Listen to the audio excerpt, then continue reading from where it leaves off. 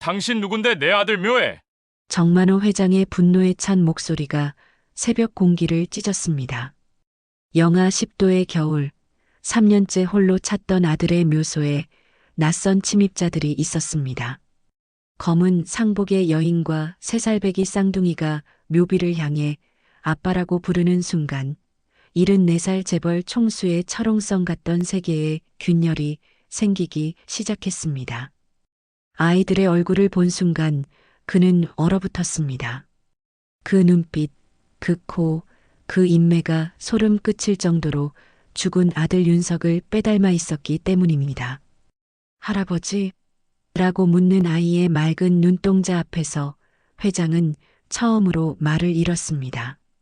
도대체 이 아이들은 누구인가? 왜 윤석의 묘를 찾는가? 그리고 왜 이토록 윤석을 닮았는가? 이 순간부터 정망그룹이라는 거대한 제국과 한 노인의 운명이 예측할 수 없는 소용돌이 속으로 빠져들기 시작했고 그 끝에는 상상조차 못한 충격적인 진실이 기다리고 있었습니다. 놀라운 이야기를 시작하기 전 구독해두시면 새 영상이 올라올 때마다 자동으로 알려져서 절대 놓치지 않으실 거예요. 당신의 심장을 뒤흔들 이 충격적인 이야기 지금부터 시작합니다. 영하 10도를 밑도는 혹독한 겨울 새벽이었습니다. 5시가 채 되지 않은 어둠 속에서 검은색 세단 한 대가 경기도 외곽의 사설 묘지로 접어들었죠. 차창 밖으로 보이는 나무들은 앙상한 가지에 눈을 이고 있었고 헤드라이트 불빛이 닿는 곳마다 서리가 다이아몬드처럼 반짝였습니다. 뒷좌석에 앉은 만호는 무표정한 얼굴로 창밖을 응시했습니다. 74살이라는 나이가 무색하게 꼿꼿한 자세를 유지했지만 그의 눈가에는 깊은 주름과 함께 지울 수 없는 상실감이 배어 있었죠. 운전석의 도경수가 조심스럽게 입을 열었습니다. 회장님, 3년째 매주 같은 시간입니다. 만호는 아무런 대답도 하지 않았습니다. 그저 차가 멈추자 천천히 문을 열고 내렸을 뿐이었죠. 발밑에서 뽀드득거리는 눈소리가 고요한 새벽 공기를 깨뜨렸습니다. 그는 익숙한 듯 언덕길을 오르기 시작했고 걸음걸이는 무거웠지만 단호했습니다. 오르는 동안 그의 머릿속에는 2년 8개월 전의 기억이 스쳐 지나갔습니다. 쏟아지던 겨울비, 검은 우산들의 행렬, 그리고 차가운 관 위로 떨어지던 흙소리. 아들 윤석의 장례식은 그렇게 끝났었죠. 그날 이후로 만호는 매주 같은 시간, 같은 장소를 찾았습니다. 마치 속죄라도 하듯이 말입니다. 그런데 묘소가 20m쯤 앞에 보이기 시작했을 때 만호의 발걸음이 갑자기 멈췄습니다. 누군가 이미 그곳에 있었던 것입니다. 검은 상복을 입은 젊은 여인이 두 아이와 함께 묘비 앞에 무릎을 꿇고 있었죠. 만호는 본능적으로 근처의 큰 소나무 뒤로 몸을 숨겼습니다. 심장이 빠르게 뛰기 시작했어요. 여인이 아이들에게 속삭이는 소리가 차가운 공기를 타고 들려왔습니다. 아빠한테 인사드려. 한 아이가 묘비를 향해 큰 목소리로 외쳤습니다. 아빠, 나 오늘 유치원에서 그림 그렸어. 다른 아이는 조용히 작은 액자를 들고 있었는데 그 안에는 윤석의 20대 사진이 들어 있었습니다. 만호는 나무 뒤에서 숨을 죽인 채 그 광경을 지켜보았죠. 가슴이 요동치기 시작했습니다. 저 아이들은 누구일까요? 왜 윤석의 묘소 앞에서 아빠라고 부르는 걸까요? 여인은 묘비 앞에 따뜻한 우유갑 2개와 김밥 도시락을 정성스럽게 놓았습니다. 아침 일찍 준비한 듯 김이 모락모락 피어올랐죠. 큰 아이가 다시 한번 크게 외쳤습니다. 아빠 사랑해요. 작은 아이도 따라서 작은 목소리로 중얼거렸습니다. 사랑해요. 그때였습니다. 작은 아이가 눈길에 미끄러지면서 넘어질 뻔했고 만호는 자신도 모르게 나무 뒤에서 튀어나오며 외쳤습니다. 조심해. 아이가 놀란 눈으로 만호를 올려다보았습니다. 그 순간 만호의 숨이 멎는 듯했죠. 그 눈빛, 눈썹의 모양, 인매까지 모든 것이 어린 시절 윤석과 너무나 닮아 있었습니다. 아이가 또렷한 목소리로 물었습니다. 할아버지? 만호는 그 자리에 얼어붙었습니다. 여인은 놀라서 급히 아이들을 데리고 일어났죠. 그녀의 얼굴에는 당황과 두려움이 섞여 있었습니다. 세 사람은 서둘러 언덕을 내려가기 시작했고 만호는 움직이지 못한 채 그들의 뒷모습을 바라보기만 했습니다. 홀로 남은 묘소 앞 눈 위에는 작은 발자국 세 쌍이 선명하게 찍혀 있었습니다. 만호는 천천히 묘비 곁으로 다가갔죠. 그리고 묘비 옆에 놓인 작은 손편지를 발견했습니다. 떨리는 손으로 편지를 집어들었어요. 삐뚤빼뚤한 글씨로 이렇게 적혀 있었습니다. 아빠, 우리 오늘도 왔어요. 보고 싶어요. 서준, 서윤 올림. 만호의 눈에서 눈물이 흘러내리기 시작했습니다. 그는 편지를 가슴에 대고 중얼거렸죠. 서준, 서윤? 언덕을 내려와 차에 탄 만호는 도경수에게 낮고 단호한 목소리로 지시했습니다. 저 여자 누군지 알아봐. 당장. 도경수는 백미러로 회장의 얼굴을 살폈습니다. 그동안 한 번도 본 적 없는 표정이었죠. 충격과 희망, 그리고 두려움이 뒤섞인 복잡한 감정이 얼굴에 그대로 드러나 있었습니다. 차가 묘지를 빠져나가는 동안 만호는 혼잣말처럼 중얼거렸습니다. 윤서가, 내가 숨긴 게 이것이었니?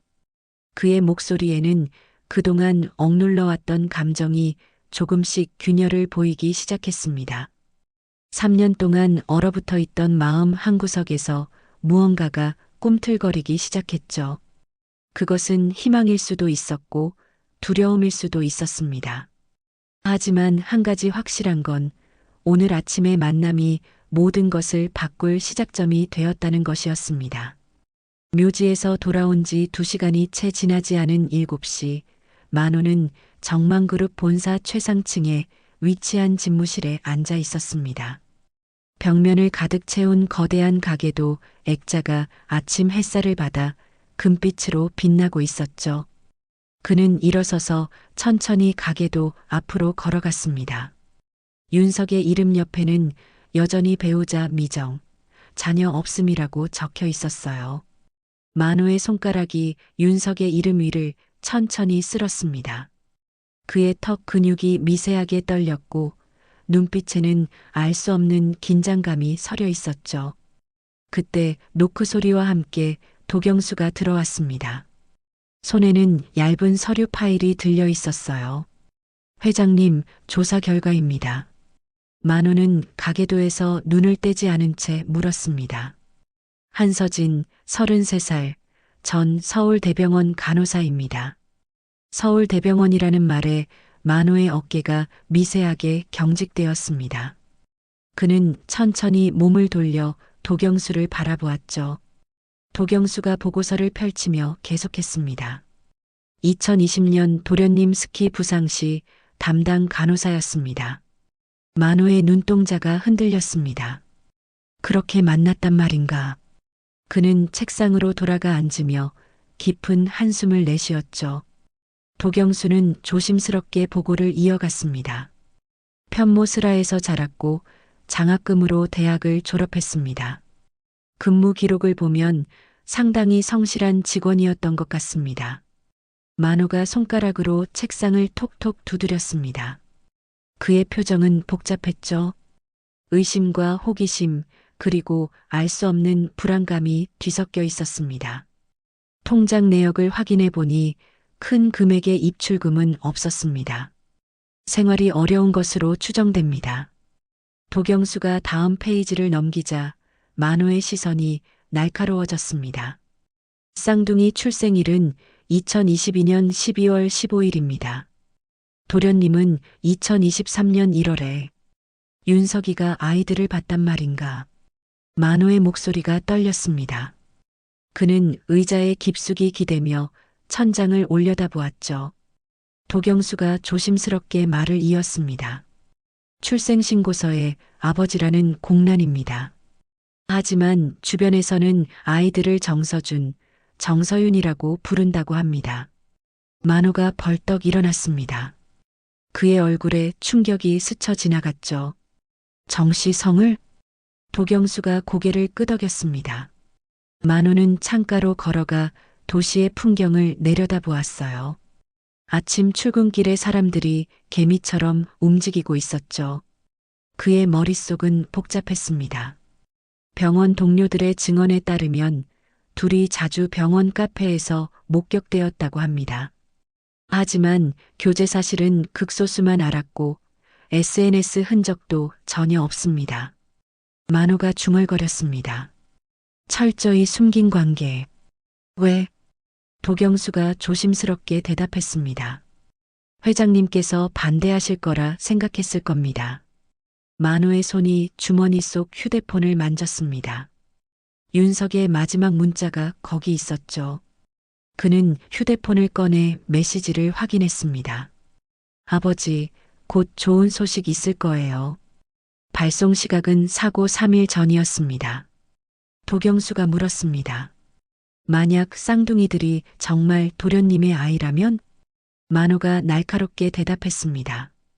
증명하기 전까진 가정일 뿐이야. 그의 목소리는 차가웠지만 손은 미세하게 떨리고 있었습니다. 만호는 다시 가게도 앞으로 걸어갔죠. 거대한 정씨 가문의 혈통이 한눈에 들어왔습니다. 세상엔 기회주의자가 넘쳐. 철저히 확인해야 해. 도경수가 조용히 말했습니다. 결국 피로 맺은 관계가 제일 확실하지 않습니까? 만호가 고개를 끄덕였습니다. 그래, 확실하지. 그래서 더 철저히 확인해야 하는 거야. 그는 책상 서랍을 열어 윤석의 어린 시절 사진을 꺼냈습니다. 5살 무렵의 윤석이 환하게 웃고 있었죠. 오늘 아침에 본 아이와 너무나 닮아 있었습니다. 만호의 눈가가 촉촉해졌지만 그는 재빨리 사진을 다시 넣었어요. 아니야, 확인 전까진 다 의심이야. 만호가 전화기를 들었습니다. 법무팀장을 올라오라고 해. DNA 검사 준비하라고. 그리고 도경수를 돌아보며 말했습니다. 저 여자 주변 모든 것 조사해. 목적이 뭔지 파내. 도경수가 고개를 숙이려다 멈췄습니다. 한 가지 더 있습니다, 회장님. 뭔가? 이일 태수 상무님께는 만호의 눈빛이 차갑게 변했습니다. 절대 태수한테 세면 안 돼. 그 순간 만호의 표정에 스친 경계심을 도경수는 놓치지 않았습니다. 회장은 조카 태수를 신뢰하지 않고 있었죠. 아니, 어쩌면 두려워하고 있는지도 몰랐습니다. 만호는 다시 창가로 걸어가 멀리 보이는 산을 바라보았습니다. 그곳 어딘가에 윤석이 잠들어 있었죠. 그의 목소리가 낮게 울렸습니다. 내 평생 피로 맺은 관계만 믿고 살았네. 도경수가 물었습니다. 그게 잘못된 건 아니지 않습니까? 만호가 쓴웃음을 지었습니다. 글쎄, 윤석이는 그 피의 굴레가 무거워서 사랑하는 사람도 숨겼잖나. 집무실에 무거운 침묵이 흘렀습니다. 만호의 내면에서는 평생 지켜온 신념과 새로운 가능성 사이의 갈등이 시작되고 있었죠. 피와 혈통, 그것이 정말 가장 중요한 것일까요? 아니면 윤석이 선택한 사랑이 더 진실한 것일까요? 그는 주머니에서 아침에 주운 편지를 꺼냈습니다. 삐뚤빼뚤한 글씨가 그의 가슴을 또다시 흔들었죠. 서준, 서윤. 이 이름들이 그의 머릿속에서 계속 맴돌았습니다. 만호는 편지를 다시 주머니에 넣으며 결심한 듯 말했습니다. 한서진을 직접 만나야겠어. 하지만 아직은 아니야. 먼저 모든 걸 확인한 다음에. 도경수가 나가고 홀로 남은 만호는 윤석의 명패를 꺼내 들었습니다. 전무 정윤석? 그의 손가락이 명패 위를 천천히 쓸었죠. 그리고 낮은 목소리로 중얼거렸습니다. 윤석아, 내가 남긴 진실이 뭐든 아버지가 마주할게. 오전 10시 정만그룹 본사 30층 이사회의실의 공기는 무겁게 가라앉아 있었습니다. 타원형 테이블을 둘러싼 15명의 임원들은 서류를 뒤적이는 척하면서도 시선은 계속 입구 쪽을 향하고 있었죠. 커피잔을 든 손이 미세하게 떨리는 임원도 있었고 넥타이를 자꾸만 고쳐 매는 이도 있었습니다. 문이 열렸습니다. 정태수가 들어서자 의자가 삐걱거리는 소리와 함께 모든 움직임이 멈췄죠. 45살의 그는 검은색 수트를 입고 있었는데 어깨선이 칼처럼 날카로웠고 구두 소리는 대리석 바닥에 규칙적으로 울렸습니다. 그가 프레젠테이션 단상의 서자 화면에 빨간색 하락 그래프가 나타났습니다. 태수는 레이저 포인터로 그래프의 가장 낮은 지점을 가리켰습니다. 그 지점은 정확히 윤석의 장례식 날짜와 일치했죠. 그의 턱선이 단단하게 굳어 있었고 눈동자는 차가운 금속처럼 빛났습니다. 임원들은 숨을 죽인 채 그의 다음 말을 기다렸습니다. 만호는 의자 등받이에 깊숙이 기댄 채 조카를 관찰했습니다. 74살의 노인은 표정 하나 바꾸지 않았지만 탁자 아래 놓인 그의 왼손은 천천히 주먹을 쥐었다가 펴기를 반복했죠. 태수가 화면을 넘기자 투자자들의 우려 사항이 빼곡히 적힌 슬라이드가 나타났습니다. 태수의 시선이 만호를 정면으로 향했습니다. 3초, 5초, 10초. 긴 침묵이 이어졌죠. 창밖에서 까마귀 우는 소리가 희미하게 들려왔습니다. 후계자는 누구입니까? 태수의 목소리가 회의실을 가로질렀습니다. 만호의 손가락이 탁자를 두드리기 시작했습니다. 톡, 톡, 톡. 그 소리에 맞춰 임원들의 시선이 회장과 태수 사이를 오갔죠.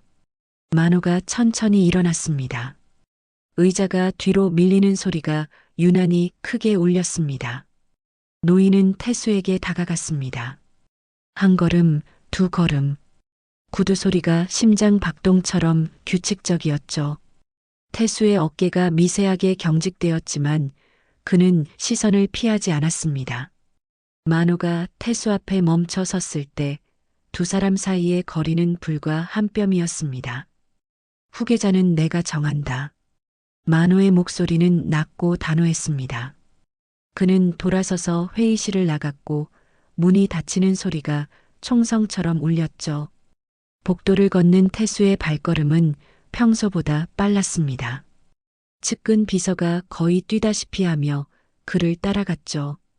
엘리베이터 안 태수의 손이 난간을 잡았습니다. 손등에 핏줄이 도드라져 보였죠. 그의 호흡은 거칠었고 이마에는 땀방울이 맺혀 있었습니다. 사무실에 도착한 태수는 재킷을 벗어 던졌습니다. 그리고 창가로 걸어가 도시를 내려다보았죠. 서울의 스카이라인이 봄 햇살에 반짝이고 있었지만 그의 눈에는 아무것도 들어오지 않았습니다. 비서가 조심스럽게 서류를 내밀었을 때 태수의 몸이 경직되었습니다. 서류에는 한서진이라는 이름과 함께 흑백 사진이 첨부되어 있었습니다. 33살의 여성, 그리고 그녀 옆에 찍힌 두 아이의 모습. 태수의 눈동자가 빠르게 움직이며 서류를 훑었죠. 출생연도 2022년. 그의 입술이 바짝 말랐습니다. 그는 의자에 털썩 주저앉았습니다. 머릿속에서 숫자들이 빠르게 계산되고 있었죠. 윤석의 사고 시점, 아이들의 나이, 그리고 변할 수 있는 모든 것들. 태수의 손이 떨리기 시작했습니다. 그는 서랍을 열어 위스키 병을 꺼냈지만 잔에 따르다가 그만 흘리고 말았죠. 한편 만호의 집무실은 고요했습니다. 노인은 윤석의 사진을 든 채 창가에 서 있었습니다. 오후 햇살이 사진 위에 비스듬히 떨어졌고 먼지 입자들이 빗속에서 춤을 추고 있었죠. 도경수가 들어왔을 때도 그는 돌아보지 않았습니다. 만호의 등이 평소보다 더 구부러져 보였습니다. 어깨는 축 처져 있었고 한 손으로는 창틀을 짚고 있었죠. 마치 그것이 없으면 쓰러질 것처럼. 도경수는 아무 말 없이 그의 곁에 섰습니다. 두 사람은 그렇게 오랫동안 침묵 속에 서 있었죠. 저녁 노을이 붉게 물들 무렵 만호가 작은 목소리로 중얼거렸습니다. 가족이 뭐길래? 그의 말끝이 흐려졌습니다. 손에 든 사진 속 윤석은 여전히 25살의 모습으로 웃고 있었죠. 만호는 사진을 가슴에 대고 눈을 감았습니다. 그의 눈가에서 투명한 것이 흘러내렸지만 그것이 눈물인지 그저 노인의 눈곱인지는 알 수 없었습니다. 사흘이 지난 오후 3시 만호의 한옥 저택은 봄볕에 잔잔히 빛나고 있었습니다. 마당에 목련이 하얀 꽃봉오리를 터뜨리기 시작했고 처마 및 제비집에서는 새끼 제비들의 제잘거림이 들려왔죠. 평화로운 오후의 풍경이었습니다. 하지만 만호의 서재는 팽팽한 긴장감으로 가득 차 있었습니다. 집사가 조심스럽게 문을 열고 들어왔습니다. 그의 얼굴에는 당황스러움이 역력했죠. 만호는 서류에서 눈을 떼지 않은 채 물었습니다. 무슨 일인가? 한서진이란 여성이 정문 앞에서 기다립니다. 만호의 손에서 만년필이 멈췄습니다. 잉크가 종이 위에 작은 점을 만들었죠. 그는 천천히 만년필을 내려놓고 의자에 깊숙이 기대 앉았습니다. 심호흡을 한 번, 두 번. 그의 가슴이 천천히 오르내렸습니다. 현관문이 열리고 서진이 들어섰습니다. 검소한 회색 코트를 입은 그녀의 얼굴에는 화장기가 거의 없었고 손에는 갈색 서류 봉투가 들려 있었죠. 그녀의 걸음걸이는 조심스러웠지만 단호했습니다. 마치 오랫동안 준비한 일을 실행하는 사람처럼. 두 사람은 서재의 긴 탁자를 사이에 두고 마주 앉았습니다. 창밖에서 참새 우는 소리가 들려왔지만 실내는 숨막힐 듯 조용했죠. 만호의 시선이 서진을 훑었습니다. 그녀의 손이 미세하게 떨리고 있었지만 눈빛은 흔들리지 않았습니다. 서진이 봉투를 열었습니다. 종이 넘기는 소리가 정적을 깨뜨렸죠. 출생증명서, 병원 기록, 그리고 초음파 사진들이 하나둘 탁자 위에 놓였습니다. 만호의 눈동자가 빠르게 서류들을 훑었습니다. 그의 턱 근육이 꿈틀거렸고 이마에는 가느다란 핏줄이 도드라졌죠. 목적이 뭡니까? 만호의 목소리는 차가웠습니다. 서진의 눈가가 붉어졌지만 그녀는 울지 않았죠. 대신 핸드폰을 꺼내 들었습니다. 화면을 터치하자 동영상이 재생되기 시작했습니다. 영상 속에는 윤석이 있었습니다. 병원 복도로 보이는 곳에서 그는 초음파 사진을 들고 환하게 웃고 있었죠. 카메라가 흔들렸고 서진의 목소리가 들렸습니다. 우리 아이들이에요. 윤석의 얼굴에 비친 행복은 가짜일 수 없었습니다. 그것은 너무나 순수하고 진실했죠. 만호의 손이 탁자를 짚었습니다. 손가락 마디가 하얗게 질릴 정도로 세게 말입니다. 그의 호흡이 거칠어졌고 눈꺼풀이 빠르게 깜빡였습니다. 서진이 핸드폰을 내려놓았을 때 서재는 다시 침묵에 잠겼습니다. 증거가 필요하시면 DNA 검사를 하세요. 서진의 목소리는 떨렸지만 분명했습니다. 만호가 갑자기 일어섰습니다. 의자가 뒤로 밀리며 날카로운 소리를 냈죠. 그는 창가로 걸어가 등을 돌린 채 서 있었습니다. 어깨가 미세하게 떨리고 있었어요. 서진도 일어났습니다. 그녀는 문 쪽으로 걸어가다가 멈춰섰죠. 돌아보지 않은 채 말했습니다. 아이들은 회장님과 똑같은 눈을 가졌어요. 문이 닫히는 소리가 들렸습니다. 만호는 여전히 창가에 서 있었죠. 그의 다리가 후들거려 소파로 걸어가 주저앉았습니다. 손으로 얼굴을 감싸 쥔 채 그는 오랫동안 그 자세로 있었습니다. 집사가 조심스럽게 들어왔을 때 만호는 고개를 들었습니다. 그의 눈은 충혈되어 있었고 뺨에는 눈물 자국이 선명했죠.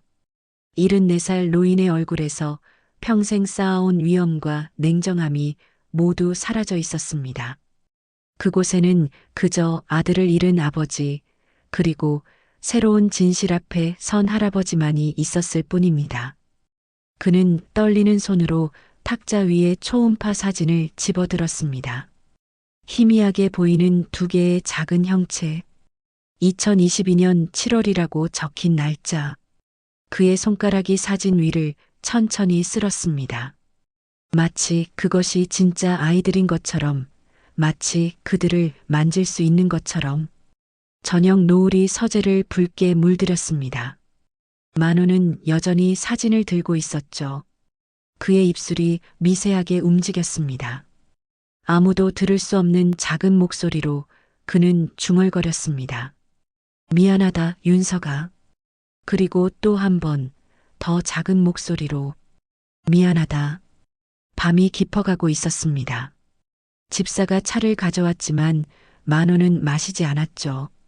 그는 서류들을 하나씩 다시 살펴보았습니다. 병원 기록, 출생 시각, 몸무게, 키, 모든 것이 너무나 선명하고 구체적이었습니다. 이것은 거짓일 수 없었어요. 그가 전화기를 들었을 때는 이미 자정이 가까웠습니다. 도경수의 졸린 목소리가 들려왔죠. 검사를 진행해. 가장 빠른 시일 내에. 전화를 끊고 만호는 다시 사진을 바라보았습니다. 두 개의 작은 생명. 그들이 정말 윤석의 아이들이라면, 그들이 정말 자신의 손자들이라면, 그의 가슴 속에서 무언가가 꿈틀거리기 시작했습니다. 그것은 희망이었을까요? 아니면 두려움이었을까요? 어쩌면 둘 다였을지도 모릅니다. 다음 날 아침 만호는 개인 변호사를 집무실로 불렀습니다. 50대 중반의 변호사는 검은색 서류 가방을 조심스럽게 탁자 위에 올려놓았죠. 만호의 얼굴은 밤새 한숨도 자지 못한 듯 그림자가 짙게 드리워져 있었습니다. 그는 손가락으로 관자놀이를 누르며 천천히 말했습니다. 신뢰할 수 있는 유전자 검사 기관을 찾아줘. 변호사가 고개를 끄덕이고 나간 후 만호는 전화기를 들었습니다. 사설탐정 회사의 번호였죠. 신호음이 3번 울린 후 상대방이 받았습니다. 만호의 목소리는 낮고 단호했습니다. 한서진의 과거 5년을 전부 조사하라는 지시가 떨어졌죠. 일주일이 흐른 후 두꺼운 조사 보고서가 도착했습니다.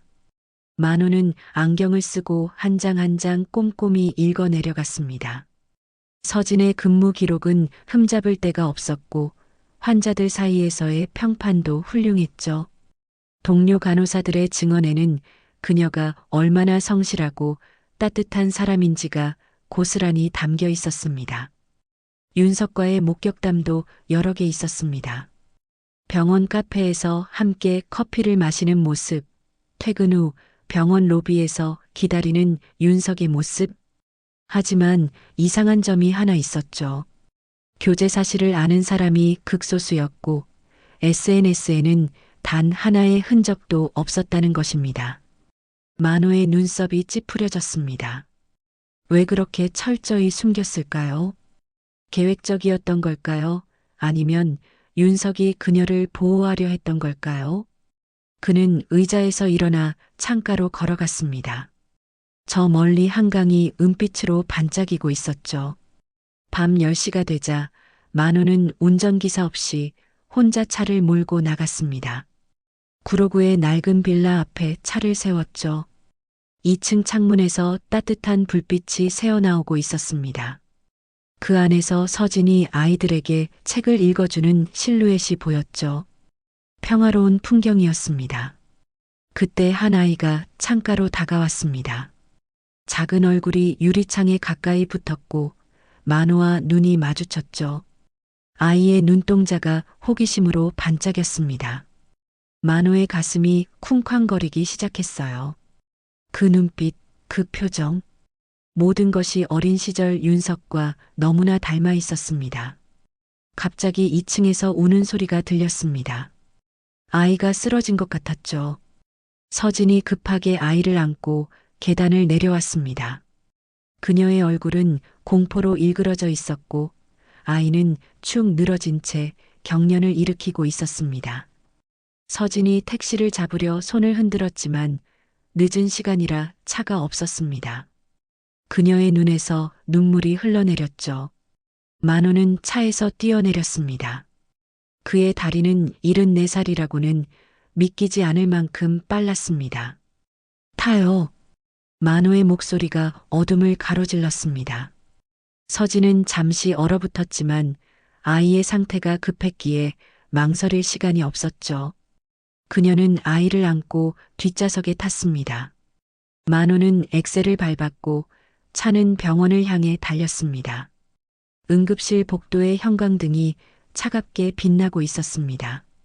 만호는 벤치에 앉아 손을 꼭 쥔 채 기다렸죠. 서진은 응급실 문 앞을 서성이고 있었습니다. 그녀의 어깨가 가늘게 떨리고 있었어요. 자주 아파요. 미숙아로 태어나서. 서진의 목소리는 거의 들리지 않을 정도로 작았습니다. 만호는 아무 말 없이 고개만 끄덕였죠. 새벽 2시가 되어서야 의사가 나왔습니다. 급성 폐렴 초기였지만 다행히 위험한 상황은 넘겼다고 했죠. 서진이 안도의 한숨을 내쉬며 주저앉았습니다. 만호가 그녀 옆에 앉았습니다. 두 사람 사이에는 침묵이 흘렀지만 그것은 불편한 침묵이 아니었습니다. 집에 혼자 있던 다른 아이를 집사가 데려왔습니다. 아이는 졸린 눈을 비비며 만호에게 다가왔죠. 그리고는 아무 거리낌 없이 그의 손을 잡았습니다. 작고 따뜻한 손이었습니다. 만호의 손이 떨렸지만 그는 아이의 손을 놓지 않았죠. 할아버지. 아이가 졸린 목소리로 중얼거렸습니다. 그리고는 만호의 무릎에 기대어 잠이 들었죠. 만호는 움직이지 못했습니다. 아이의 숨소리가 규칙적으로 들려왔고 작은 가슴이 오르내렸습니다. 그의 눈가가 촉촉해졌지만 그는 눈물을 참았습니다. 새벽녘 서진이 잠든 사이 만호는 조용히 일어났습니다. 아이를 조심스럽게 의자에 눕히고 그는 병원을 나왔죠. 차에 타자마자 도경수에게 전화했습니다. 검사, 빨리 진행해. 그의 목소리는 떨렸습니다. 차창 밖으로 동이 트고 있었죠. 새벽의 첫 햇살이 도시를 물들이기 시작했습니다. 만호는 백미러로 병원 건물을 바라보았습니다. 그 안 어딘가에 아이들이 있었죠. 그의 손자일지도 모르는 아이들이. 집으로 돌아온 만호는 서재에 홀로 앉았습니다. 탁자 위에는 조사보고서와 서진이 가져온 서류들이 펼쳐져 있었죠. 그는 다시 한번 모든 것을 검토했습니다. 날짜, 장소, 증언들. 모든 것이 맞아떨어졌습니다. 하지만 그의 마음속에는 여전히 의심과 희망이 공존하고 있었죠. 병원에서 돌아온 다음 날 저녁 만호는 3년 만에 처음으로 윤석의 서재 문을 열었습니다. 먼지가 공기 중에 부유했고 석양빛이 창문을 통해 비스듬히 들어왔죠. 책상 위의 만년필은 그대로였고 의자 등받이에는 윤석이 마지막으로 걸어둔 재킷이 그대로 걸려 있었습니다. 만호의 손이 책상 서랍을 천천히 열었습니다. 서류들 사이에서 작은 열쇠 하나가 나타났죠. 은색 열쇠에는 숫자 4개가 새겨져 있었습니다. 그는 열쇠를 들고 방 안을 둘러보았습니다. 뭔가 숨겨진 것이 있을 거라는 직감이 들었죠. 도경수와 함께 방을 수색하기 시작했습니다. 책장을 하나씩 옮기고 액자 뒤를 확인했죠. 그러다 책장 뒤 벽에서 작은 틈을 발견했습니다. 벽지를 조심스럽게 벗기자 소형 금고가 나타났어요. 만호의 심장이 빠르게 뛰기 시작했습니다. 열쇠를 돌리자 딸깍 소리와 함께 금고가 열렸습니다. 안에는 USB 메모리, 여러 개의 봉투, 그리고 작은 벨벳 상자가 들어 있었죠. 만호의 손이 떨렸습니다. 그는 첫 번째 봉투를 열었습니다. 초음파 사진들이 날짜별로 정리되어 있었습니다. 12주, 20주, 32주. 각 사진 뒷면에는 윤석의 필체로 메모가 적혀 있었죠. 우리 아이들 건강하게 자라라. 만호의 눈시울이 붉어졌습니다. 윤석의 손글씨가 조금 떨려 있었는데 아마도 감격해서였겠죠. 두 번째 봉투에는 서진과의 사진들이 들어 있었습니다. 벚꽃 아래서 찍은 사진, 카페에서 웃고 있는 모습, 손을 맞잡고 걷는 뒷모습. 사진 뒷면에는 서진아, 너와 함께한 천일이라고 적혀 있었어요. 만호는 사진 속 윤석의 표정을 오래 바라보았습니다. 그렇게 행복한 얼굴은 처음 보는 것 같았죠. 세 번째 봉투에는 아기용품 쇼핑 영수증들과 함께 윤석의 메모가 있었습니다. 쌍둥이용 준비물 리스트, 유모차 2대, 카시트 2개, 작은 옷들. 하나하나 체크 표시가 되어 있었죠. 만호의 가슴이 먹먹해졌습니다. 윤석이 얼마나 설레는 마음으로 이것들을 준비했을까요? 작은 벨벳 상자를 열자 커플링 2개가 나왔습니다. 안쪽에 Y 하트 S 2020년 3월 14일이라고 새겨져 있었죠. 만호는 반지를 들어 빛에 비춰보았습니다. 작은 다이아몬드가 반짝였어요. 이 애가 진짜 사랑했구나. 만호의 목소리가 떨렸습니다. 도경수도 눈시울이 붉어져 있었죠. USB를 노트북에 연결하자 여러 개의 동영상 파일이 나타났습니다. 만호는 첫 번째 파일을 클릭했습니다. 화면에 윤석의 얼굴이 나타났죠. 병원 복도로 보이는 곳에서 카메라를 들고 있었습니다. 영상 속 윤석이 말하기 시작했습니다. 아버지께 전하지 못한 영상 편지. 그의 목소리는 조심스러웠지만 따뜻했죠. 화면이 흔들렸고 서진이 나타났습니다. 임신으로 불룩한 배를 쓰다듬으며 수줍게 웃고 있었어요. 만호는 화면에 손을 대며 아들의 이름을 불렀습니다. 윤석아. 그의 목소리는 거의 들리지 않을 정도로 작았죠. 두 번째 파일은 산부인과 대기실에서 찍은 것이었습니다. 윤석이 서진의 배에 귀를 대고 있었고 갑자기 놀란 표정을 지었죠. 방금 발로 찼어. 서진이 웃으며 그의 머리를 쓰다듬었습니다. 두 사람의 행복이 화면을 가득 채웠어요. 마지막 파일의 날짜는 사고 나흘 전이었습니다. 윤석이 카메라를 향해 진지한 표정으로 말했죠. 조금만 더. 아이들 태어나면 아버지께 다 말씀드릴게. 그의 눈에는 결의가 담겨 있었지만 동시에 두려움도 보였습니다. 영상이 끝나자 서재는 침묵에 잠겼습니다. 만호는 무릎을 꿇고 바닥에 주저앉았죠. 그의 어깨가 흔들렸고 흐느끼는 소리가 새어나왔습니다. 74살 노인이 아들의 빈자리 앞에서 처음으로 울음을 터뜨렸습니다. 윤석아, 미안하다. 그의 목소리는 깨져 있었습니다. 도경수가 조용히 손수건을 건넸지만 만호는 받지 않았죠. 그는 그저 울고 또 울었습니다. 3년 동안 억눌러왔던 슬픔과 이제야 깨달은 진실의 무게가 한꺼번에 쏟아져 나왔어요. 한참을 울고 난 후 만호는 천천히 일어섰습니다. 그의 얼굴은 눈물로 얼룩져 있었지만 눈빛은 달라져 있었죠. 결심한 사람의 눈이었습니다. DNA 검사 취소는 못해. 법적으로 필요하니까. 도경수가 고개를 끄덕였습니다. 만호가 창밖을 바라보며 말을 이었죠. 하지만 내 마음은 이미 정했어. 내 손자들이야. 윤석이의 아이들이고 내 피를 이은 손자들이라고. 그는 다시 USB를 바라보았습니다. 화면에는 윤석과 서진의 행복한 모습이 정지화면으로 남아 있었죠. 만호는 화면을 부드럽게 쓰다듬었습니다. 마치 그들을 축복하는 것처럼.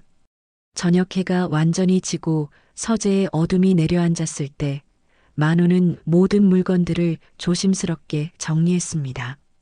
초음파 사진, 커플링, 영수증들. 이 모든 것이 윤석이 살아있었다는 증거였고 사랑했다는 증거였으며 아버지가 되려 했다는 증거였습니다. 만호는 그것들을 가슴에 안고 서재를 나왔습니다. 이제 해야 할 일이 분명해졌죠. 사흘 후 오전 10시 만호의 전화가 울렸습니다. 그는 잠시 수화기를 바라보다가 천천히 들었죠. 서진의 목소리가 들려왔을 때 그의 손이 미세하게 떨렸습니다. 만나고 싶네. 만호의 목소리는 평소보다 부드러웠습니다. 서진이 놀라는 기색이 전화기 너머로 전해졌죠. 그녀가 검사 결과를 물었지만 만호는 고개를 저었습니다. 물론 그녀는 볼 수 없었지만요. 윤석이가 남긴 것들을 봤어. 자네가 한 말 모두 사실이었구먼. 전화기 너머에서 흐느끼는 소리가 들렸습니다. 만호는 가만히 기다렸죠. 그리고 조심스럽게 물었습니다. 아이들, 만날 수 있겠나? 주말 오후 만호는 운전기사도 없이 혼자 차를 몰고 구록으로 향했습니다. 평소에 검은색 정장 대신 편안한 니트와 면바지를 입었죠. 낡은 빌라 계단을 오르는 그의 발걸음은 조심스러웠습니다. 74살의 나이가 무색하게 가슴이 두근거렸어요. 문이 열렸습니다. 두 아이가 고개를 내밀었죠. 한 아이는 환하게 웃으며 할아버지라고 외쳤고 다른 아이는 수줍게 엄마 뒤로 숨었습니다. 만호의 눈가에 주름이 깊게 패였어요. 미소 때문이었죠. 좁은 거실로 들어서자 낡았지만 깨끗한 가구들이 눈에 들어왔습니다. 벽에는 아이들이 그린 그림이 붙어 있었는데 엄마와 아빠 그리고 두 아이가 손을 잡고 있는 모습이었죠. 만호의 시선이 그림에서 오래 머물렀습니다. 서준이 그의 손을 잡아당겼습니다. 작고 따뜻한 손이었죠. 아이가 선반을 가리키며 말했습니다. 할아버지, 아빠 사진 보여줄까요? 선반에는 윤석의 사진들이 가지런히 놓여 있었습니다. 20살, 25살, 30살. 시간순으로 정리된 사진들이었죠. 서윤이 조용히 다가와 작은 목소리로 말했습니다. 엄마가 아빠는 하늘나라 갔다고 했어요. 만호의 손이 아이의 머리를 쓰다듬었습니다. 부드럽고 조심스러운 손길이었죠. 서준이 갑자기 물었습니다. 할아버지도 우리 아빠 아들이에요? 만호가 잠시 멈췄다가 고개를 끄덕였습니다. 서윤이 천천히 그의 무릎에 앉았어요. 아이의 체온이 전해졌습니다. 따뜻하고 작은 생명이었죠. 그럼 할아버지도 우리 가족이에요? 서준의 목소리에는 기대가 가득했습니다. 만호의 목이 메었지만 그는 분명하게 대답했죠. 그래, 가족이지.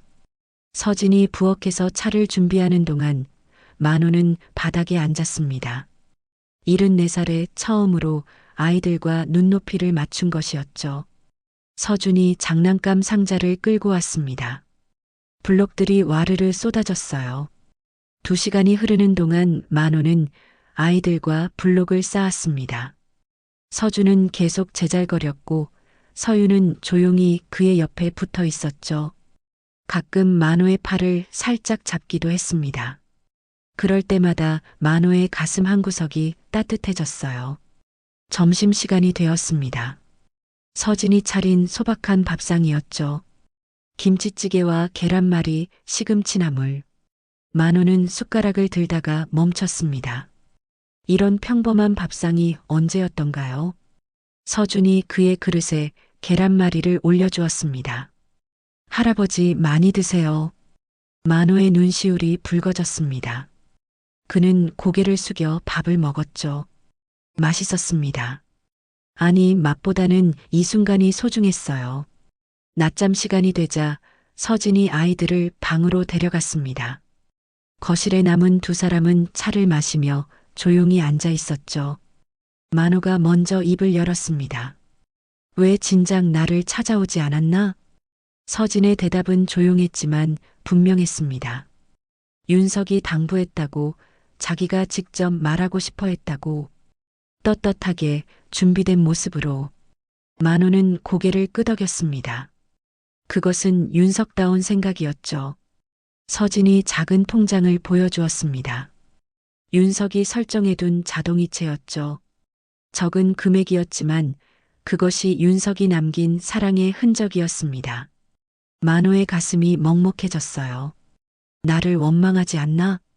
만호의 물음에 서진이 고개를 저었습니다. 윤석이 얼마나 아버지를 존경했는지, 실망시키고 싶지 않아 했는지 이야기했죠. 만호의 눈에서 눈물이 흘렀습니다. 그는 더 이상 참지 않았어요. 잠에서 깬 서윤이 거실로 나왔습니다. 졸린 눈을 비비며 만호에게 달려왔죠. 그리고는 자연스럽게 그의 품에 안겼습니다. 할아버지, 안 가요? 작은 목소리가 만호의 가슴을 울렸습니다. 그는 아이를 꼭 안으며 대답했죠. 응, 아직 안 가. 너희랑 더 놀고 싶어. 서준도 깨어나 합류했습니다. 두 아이를 안고 소파에 앉은 만호의 얼굴에는 평생 처음 보는 표정이 있었어요. 평화롭고 따뜻한 진정한 행복의 표정이었죠. 저녁 무렵 만호가 일어섰습니다. 아이들이 다리를 붙잡고 놓아주지 않았어요. 그는 무릎을 꿇고 아이들과 눈을 맞췄습니다. 할아버지 다음에 또 올게. 약속? 서준이 새끼손가락을 내밀었습니다. 만호도 자신의 손가락을 걸었죠. 주름진 손가락과 작은 손가락이 맞닿았습니다. 현관에서 서진이 조용히 말했습니다. 결과가 어떻든 감사하다고. 만호가 돌아서며 대답했죠. 하지만 결과가 어떻든 저 아이들은 내 손자야. 차를 타고 떠나면서 만호는 백미러로 창문을 바라보았습니다. 두 아이가 손을 흔들고 있었죠. 그도 손을 들어 흔들었습니다. 74살의 회장이 아닌 그저 할아버지로서. 일주일 후 오후 3시 만호는 평범한 회색 점퍼를 입고 유치원 앞 공원 벤치에 앉아 있었습니다. 챙이 깊은 모자를 쓰고 신문을 펼쳐 들었지만 그의 시선은 유치원 정문에 고정되어 있었죠. 봄바람이 불어와 벚꽃잎이 그의 어깨에 내려앉았습니다. 유치원 문이 열렸습니다. 아이들이 우르르 쏟아져 나왔죠. 그 속에서 서진과 쌍둥이를 발견한 만호의 입가에 작은 미소가 번졌습니다. 서준이 친구들과 함께 뛰어다니고 있었고 서윤이는 서진의 손을 꼭 잡고 조용히 걸었어요. 놀이터에서 서준이 미끄럼틀을 타다가 균형을 잃었습니다. 그가 바닥으로 떨어지는 순간 만호의 몸이 벤치에서 튀어오를 뻔했죠. 하지만 그는 간신히 참았습니다. 주먹을 꽉 쥔 채 지켜보기만 했어요. 서진이 달려가 서준을 일으켜 세우고 무릎에 흙을 털어주었습니다. 서준이 울지 않고 씩씩하게 웃었을 때 만호의 가슴이 뭉클해졌습니다. 강한 녀석이구나. 그는 혼잣말처럼 중얼거렸죠. 신문 너머로 계속 아이들을 지켜보았습니다. 1시간이 지나고 서진이 아이들을 데리고 집으로 향했습니다. 만호도 조심스럽게 거리를 두고 따라갔죠. 골목 모퉁이에서 몸을 숨기며 그들을 바라보았습니다. 그때 서윤이 갑자기 뒤를 돌아보았어요. 만호와 눈이 마주쳤습니다. 서윤의 얼굴에 환한 미소가 번졌습니다. 작은 손을 들어 힘차게 흔들었죠. 만호도 본능적으로 손을 들어 답했습니다.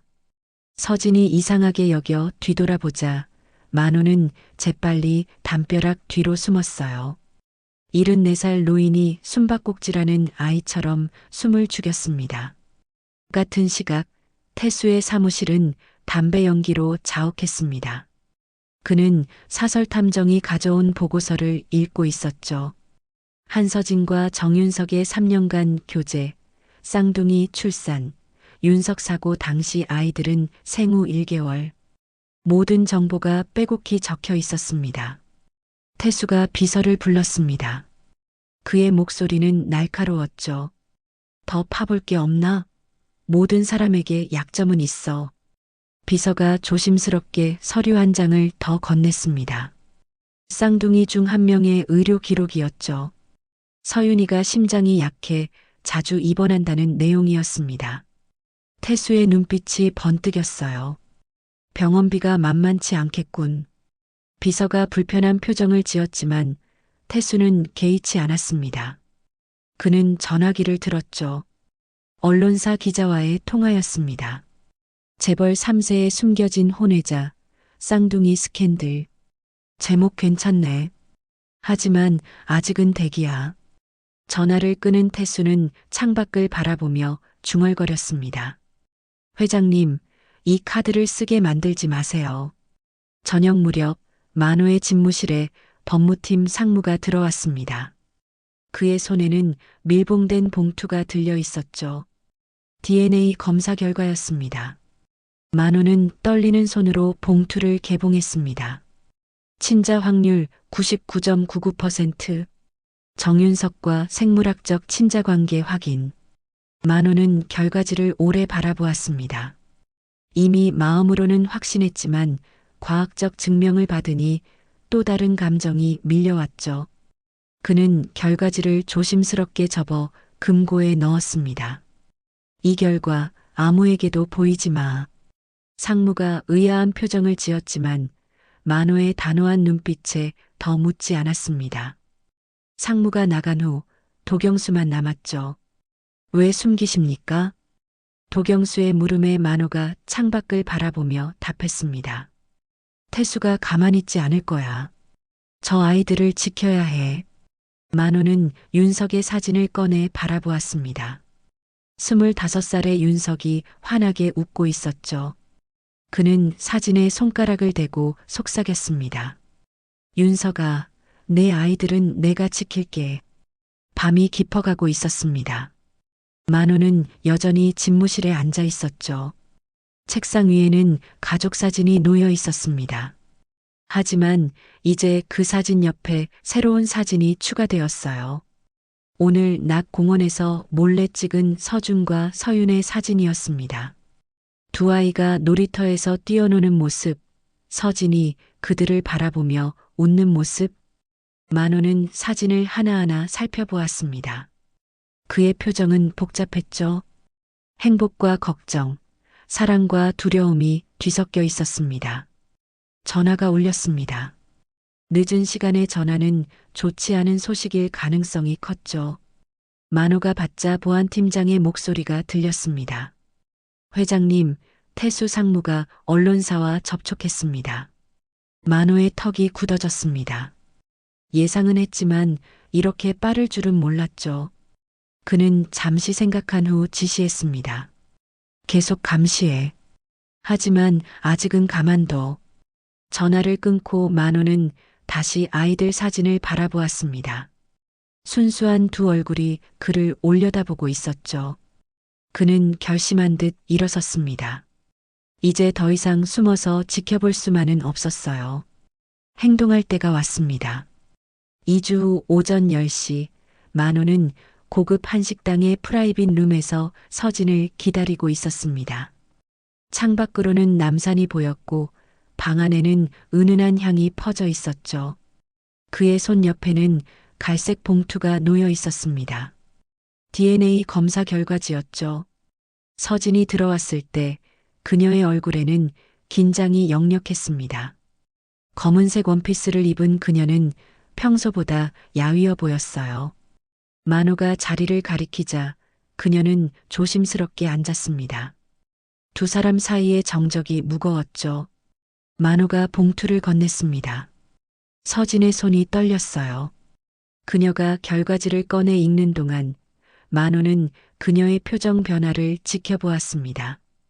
친자 확률 99.99%라는 글자를 본 순간 서진의 눈에서 눈물이 흘러내렸죠.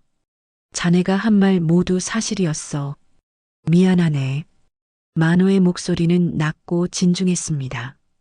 서진이 고개를 저으며 손수건으로 눈물을 닦았어요. 만호가 차를 한 모금 마신 후 말을 이었습니다. 이제부터 아이들을 정식으로 내 손자로 인정하겠네. 하지만 조건이 있네. 서진의 눈동자가 흔들렸습니다. 만호는 창밖을 바라보며 설명했죠.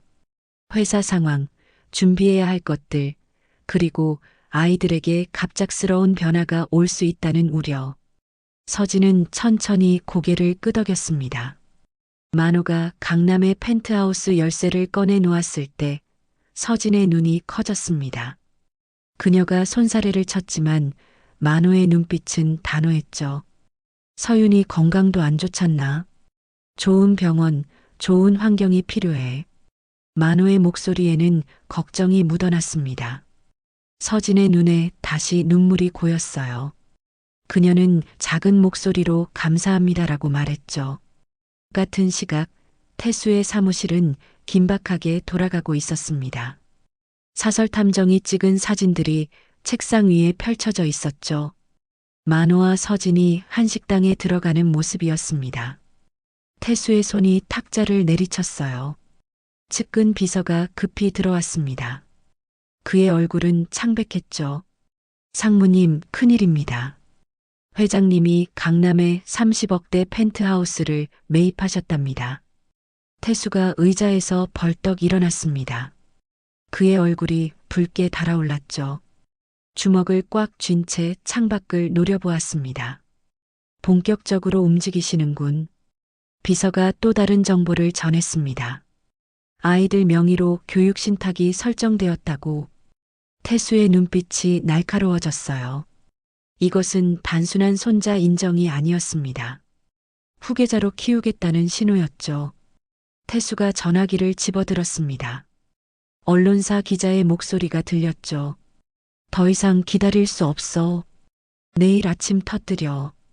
비서가 놀란 표정을 지었지만 태수는 이미 결심한 듯 했습니다. 그는 창밖을 바라보며 중얼거렸죠. 윤석이 죽었어. 이제 내 차례야. 밤 11시 만호의 집무실에 도경수가 급히 들어왔습니다. 그의 표정은 심각했죠. 회장님, 태수 상무가 내일 아침 일면에 터뜨릴 계획인 것 같습니다. 만호의 턱 근육이 꿈틀거렸습니다. 그는 의자에서 일어나 창가로 걸어갔죠. 멀리 한강의 불빛들이 반짝이고 있었습니다. 한참을 침묵하던 그가 돌아서며 말했습니다. 내가 먼저 발표한다. 내일 아침 긴급 기자회견 소집해. 도경수가 놀랐지만 만호의 표정은 결연했습니다. 그는 윤석의 사진을 바라보며 속삭였죠. 윤석아, 아버지가 이제 세상에 말할게. 새벽 2시 만호는 여전히 집무실에 있었습니다. 기자회견 원고를 직접 작성하고 있었죠. 한 글자 한 글자 신중하게 써내려갔습니다. 정윤석의 유가족 공식 인정. 쌍둥이 손자 소개. 그는 펜을 내려놓고 창밖을 바라보았습니다. 동이 트려면 아직 몇 시간이 남았죠. 하지만 그의 마음속에서는 이미 새로운 날이 시작되고 있었습니다. 더 이상 숨기지 않고, 더 이상 부정하지 않고 당당하게 세상에 알릴 때가 왔습니다. 전화가 울렸습니다. 서진이었죠. 그녀의 목소리는 걱정스러웠습니다. 회장님, 괜찮으세요? 이렇게 늦은 시간에. 만호가 부드럽게 대답했습니다. 걱정 말게. 내일부터 모든 게 달라질 거야. 하지만 좋은 방향으로. 전화를 끊고 만호는 다시 원고를 다듬었습니다. 그의 손은 더 이상 떨리지 않았어요. 확신과 결의로 가득 차 있었죠. 창밖에서 첫새가 울기 시작했습니다. 새벽이 오고 있었어요. 다음 날 새벽 5시 주요 포털 사이트 메인 화면이 일제히 바뀌었습니다. 정만그룹 정윤석 전무 간호사와 사이에 숨겨진 쌍둥이. 굵은 제목이 화면을 가득 채웠죠. 태수가 먼저 쳤습니다. 만호의 기자회견보다 4시간 빨랐어요. 기사에는 윤석과 서진의 관계가 상세히 적혀 있었습니다. 3년간의 비밀 교제, 쌍둥이 출산, 그리고 의문의 사고사. 특히 일각에서는 유산 상속을 노린 계획적 접근이라는 의혹도 제기된다는 문장이 눈에 띄었죠. 댓글창은 이미 폭발하고 있었습니다. 오전 7시 만호의 집무실은 전쟁터 같았습니다. 도경수가 급히 들어왔을 때 만호는 이미 기사를 읽고 있었죠. 그의 얼굴은 차분했지만 손에 쥔 펜이 부러질 정도로 꽉 쥐고 있었습니다. 9시 기자회견 예정대로 진행하시겠습니까? 도경수의 물음에 만호가 고개를 끄덕였습니다. 그의 눈빛에는 결연함이 담겨 있었죠. 같은 시각 서진의 집 앞은 아수라장이 되어 있었습니다. 수십 명의 기자들이 몰려와 현관문을 두드리고 있었어요. 서진은 아이들을 꼭 안고 방 구석에 웅크리고 있었습니다. 서준이 큰 소리로 울었고 서유는 두려움에 떨고 있었죠. 엄마, 밖에 사람들 왜 이렇게 많아? 서준의 목소리가 떨렸습니다. 서진이 아이의 머리를 쓰다듬으며 괜찮다고 속삭였지만 그녀의 손도 떨리고 있었어요. 핸드폰이 쉴 새 없이 울렸습니다. 모르는 번호들이었죠. 서진이 만호에게 전화를 걸었을 때 그녀의 목소리는 거의 울음에 가까웠습니다. 회장님, 지금 집 앞에 기자들이. 만호의 목소리가 들렸습니다. 침착하고 단호했죠. 사람을 보낼 테니 집 안에만 있으라고. 30분 후 경호원들이 도착해 기자들을 정리하기 시작했습니다. 서진과 아이들은 뒷문을 통해 차에 탔어요. 차 안에서 서준이 물었습니다. 엄마, 우리 왜 도망가요? 서진이 아이를 꼭 안으며 대답했습니다. 도망가는 게 아니라 잠깐 다른 곳에 가는 거라고. 서윤이 작은 목소리로 중얼거렸어요. 할아버지 집 가요. 서진이 고개를 끄덕였죠. 오전 9시 정만그룹 본사 대강당은 수백 명의 기자들로 가득 찼습니다. 카메라 플래시가 쉴 새 없이 터졌고 웅성거리는 소리가 공간을 채웠죠. 만호가 단상에 올랐을 때 순간 정적이 흘렀습니다. 그는 준비한 원고를 꺼냈다가 다시 접었습니다. 그리고 마이크를 잡고 천천히 말하기 시작했죠. 원고 없이 말하겠습니다. 기자들이 술렁거렸습니다. 만호의 목소리는 낮았지만 분명했어요. 그는 윤석과 서진의 관계를 인정했고 쌍둥이가 자신의 친손자임을 확인했습니다. DNA 검사 결과지를 공개했을 때 플래시 세례가 쏟아졌죠. 한 기자가 날카롭게 물었습니다. 한서진 씨가 유산을 노린 것 아니냐고. 만호의 턱이 굳어졌습니다. 그는 단호하게 대답했죠. 절대 아닙니다. 한서진 씨는 3년간 혼자 아이들을 키웠습니다. 기자회견이 끝난 후에도 여론은 갈라졌습니다. 포털 댓글창에는 서진을 비난하는 글들이 쏟아졌죠. 금파러 왔다. 계획적이었다. 재벌들 맨날 이런 식. 서진을 옹호하는 목소리도 있었지만 악플이 더 많았습니다. 태수의 사무실에서는 기자회견 중계를 지켜보고 있었습니다. 만호가 제 친손자라고 말하는 순간 태수가 리모컨을 벽에 던졌어요. 화면이 깨졌고 파편이 바닥에 흩어졌습니다. 망했어. 완전히 망했어. 태수의 목소리는 절망적이었습니다. 비서가 조심스럽게 말했죠. 아직 여론이 있다고. 하지만 태수는 고개를 저었습니다. 회장이 직접 인정했는데 무슨 소용이냐고. 그는 전화를 걸었습니다. 상대방에게 2단계로 가자고 지시했죠. 한서진의 약점을 찾으라고, 병원비든 빚이든 뭐든 찾아내라고. 그의 목소리에는 도끼가 서려 있었습니다. 저녁 만호의 자택에 머물게 된 서진과 아이들. 서진은 거실 소파에 앉아 인터넷 기사를 읽고 있었습니다. 눈물이 뺨을 타고 흘러내렸죠. 자신을 향한 악플들이 가슴에 비수처럼 꽂혔습니다. 도경수가 위로했지만 서진의 상처는 깊었습니다. 그녀가 작은 목소리로 물었어요. 제가 윤석 씨한테 누가 되는 건 아닐까요? 만호가 들어왔을 때 서진은 급히 눈물을 닦았습니다. 만호가 그녀 앞에 앉으며 말했죠. 내가 지켜줄 테니 걱정하지 말게. 그때 서준과 서윤이 달려왔습니다. 엄마 울어요? 서준의 물음에 서진이 억지로 웃었어요. 아니야, 엄마 안 울어.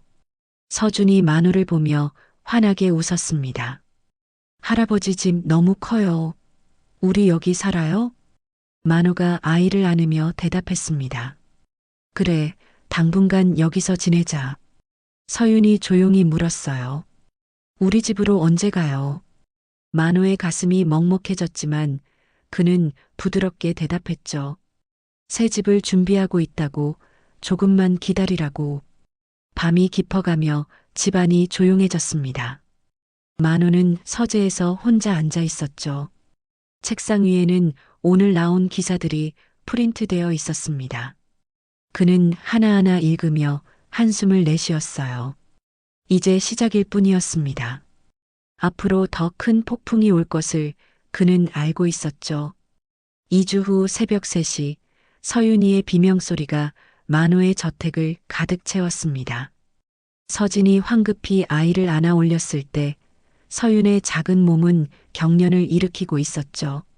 얼굴은 창백했고 입술은 파랗게 변해 있었습니다. 서진의 얼굴에 공포가 스쳤어요. 응급실로 향하는 구급차 안 서진은 서윤의 손을 꽉 잡고 있었습니다. 만호도 함께 탔죠. 그의 얼굴은 굳어 있었지만 손은 미세하게 떨리고 있었습니다. 구급대원이 산소 마스크를 씌우는 동안 서윤의 숨소리가 거칠게 들렸어요. 병원 복도에서 5시간을 기다렸습니다. 서진은 의자에 주저앉아 머리를 감싸 쥐고 있었고 만호는 창밖을 바라보며 서 있었죠. 서준이 만호의 손을 잡고 물었습니다. 할아버지, 서윤이 괜찮아질까요? 만호가 아이를 안아 올렸습니다. 물론이야, 우리 서윤이는 강한 아이니까. 그의 목소리는 떨렸지만 서준을 안심시키려 애썼죠. 의사가 나왔을 때는 이미 아침 8시가 넘어 있었습니다. 심장 상태가 급격히 악화되었고 수술이 필요하다는 설명이었죠. 수술비는 8천만 원. 서진의 얼굴이 하얗게 질렸습니다. 만호가 즉시 나섰어요. 비용은 걱정 말게. 최고 의료진 투입해. 수술이 끝난 후 만호는 병원 옥상에 올라갔습니다. 차가운 바람이 그의 머리카락을 흩날렸죠. 그는 난간을 잡고 도시를 내려다보았습니다. 그때 전화가 울렸어요. 교통과 형사였습니다. 같은 시각 경찰서 증거보관실. 도경수가 형사 앞에 앉아 있었습니다.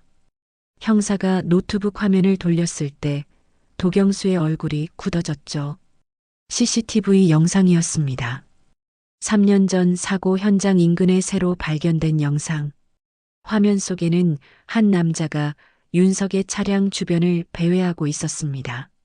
새벽 2시, 사고 3시간 전이었죠.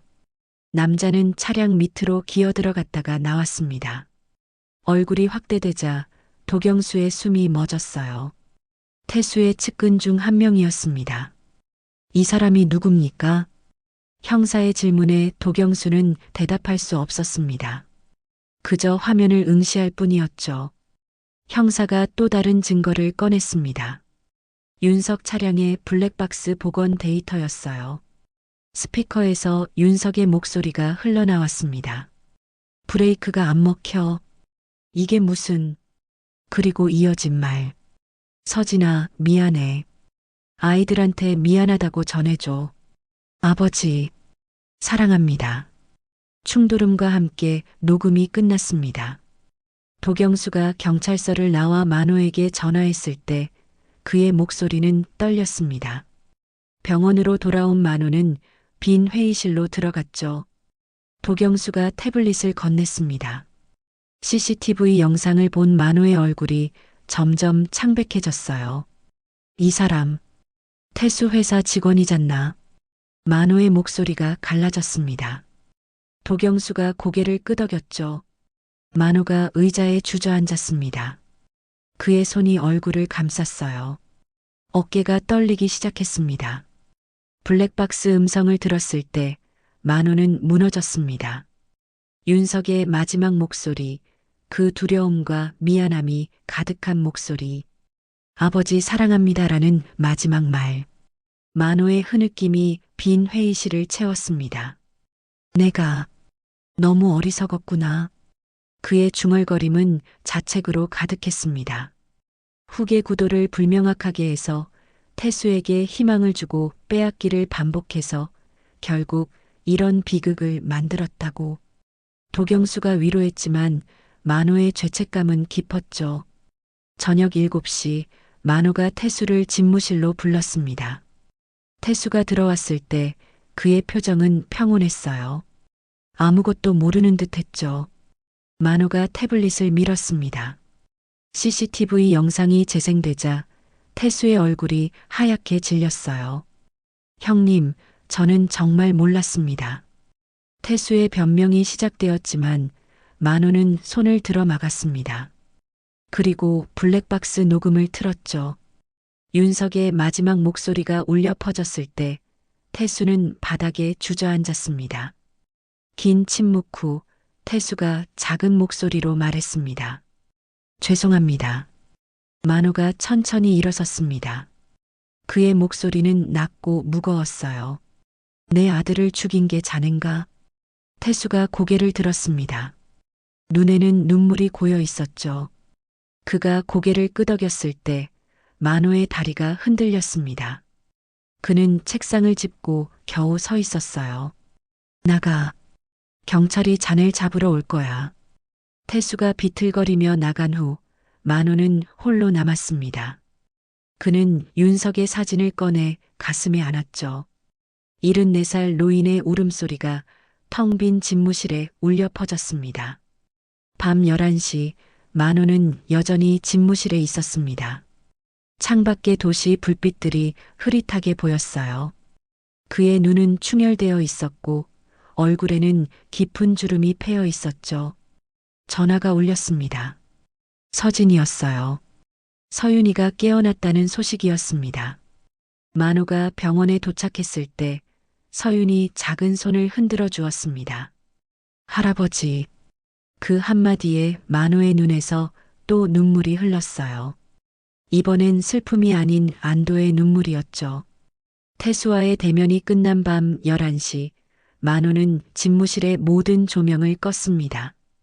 어둠 속에 홀로 앉은 채 그는 책상 위에 윤석의 물건들을 하나씩 꺼내 놓았죠. 명패, 사진, 마지막 문자 메시지, 그리고 USB. 창밖의 도시 불빛만이 희미하게 방안을 비추고 있었습니다. 만호의 손이 USB를 집어들었습니다. 이미 여러 번 본 영상이었지만 다시 재생 버튼을 눌렀죠. 화면에 윤석의 얼굴이 나타났습니다. 아버지, 이 영상을 보신다면. 윤석의 목소리가 어둠 속에 울려 퍼졌어요. 영상이 한 부분에서 멈췄습니다. 윤석이 웃으며 말하는 장면이었죠.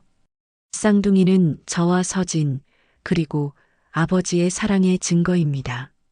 만호가 화면을 멈춘 채 오래 바라보았습니다. 그의 목소리가 떨렸어요. 내 사랑? 난 너한테 사랑을 준 적이 있었나? 영상을 다시 재생했습니다. 윤석의 목소리가 이어졌죠. 아버지는 표현을 안 하시지만 저는 알아요. 제가 아플 때 밤새 지켜주신 것, 제 성적표 몰래 자랑하신 것. 만호의 눈에서 눈물이 흘렀습니다. 그는 화면에 손을 대며 속삭였어요. 알았구나. 내 마음을 알았구나. 영상이 끝나고 만호는 어둠 속에 가만히 앉아 있었습니다. 그의 어깨가 떨리기 시작했죠. 처음에는 작은 흐느낌이었지만 점점 커졌습니다. 74살 노인의 울음소리가 텅 빈 집무실을 가득 채웠어요. 문이 조용히 열렸습니다. 도경수가 들어왔지만 불을 켜지 않았죠. 그는 만호 곁에 서서 함께 어둠 속에 있었습니다. 긴 침묵이 흘렀어요. 내가 모든 걸 잘못했어. 만호의 목소리는 깨져 있었습니다. 도경수가 조용히 대답했죠. 그렇지 않습니다. 만호가 얼굴을 손으로 감싸며 계속했습니다. 윤석이한테 부담을 줬어. 완벽하라고, 실망시키지 말라고. 그래서 저 애가 사랑하는 사람도 아이들도 숨겼던 거야. 도경수가 위로했지만 만호의 자책은 깊었습니다. 그는 창가로 걸어가 도시의 야경을 내려다보았죠. 불빛들이 흐릿하게 번져 보였어요. 눈물 때문이었습니다. 태수가 미워야 하는데 한편으론 내 탓 같아. 만호의 독백이 이어졌습니다. 후계자 얘기를 불명확하게 해서 태수에게 희망을 주고 빼앗기를 반복해서 결국 이런 비극을 만들었다고. 그의 목소리에는 깊은 죄책감이 묻어났죠. 주머니에서 쌍둥이가 쓴 편지를 꺼냈습니다. 묘지에서 처음 발견한 그 편지였어요. 아빠, 우리 오늘도 왔어요. 보고 싶어요. 서준, 서윤 올림. 만호의 손가락이 글씨 위를 천천히 쓸었습니다. 이 아이들은 아무 죄가 없어. 그의 목소리가 더욱 작아졌습니다. 아버지도 잃고 세상의 손가락질도 받고 다 자신 때문이라고 그는 자책했죠. 도경수가 말했습니다. 회장님이 지켜주시면 됩니다. 도련님이 원하신 일이니까요. 만호가 고개를 저었습니다. 자신 같은 사람이 지킬 수 있을까? 평생 차갑게만 살아온 사람이. 그의 의심은 자신을 향한 것이었죠. 새벽 4시가 되었습니다. 만호는 여전히 집무실에 있었어요. 창밖으로 동이 트기 시작했지만 그의 마음은 여전히 어둠 속에 있었습니다. 그때 노크 소리가 들렸죠. 서진이었습니다. 서진이 들어와 만호 옆에 앉았습니다.